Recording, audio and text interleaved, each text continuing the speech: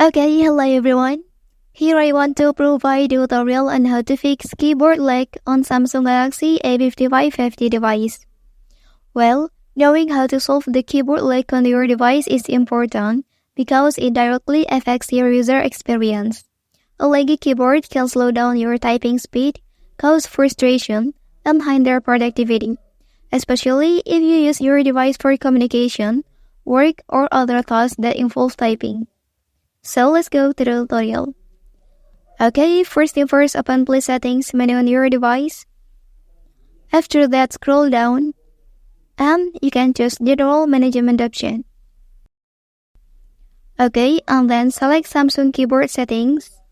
So scroll to the very bottom and then you can choose About Samsung Keyboard option. So now click this icon. And here you can tap on Force Stop. Click OK. And scroll a little bit.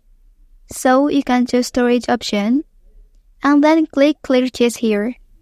Well, that's the tutorial on how to fix keyboard lag on Samsung Galaxy A55 5G device. If you are helped by this video, don't forget to like and subscribe to get other information from this channel. Thank you.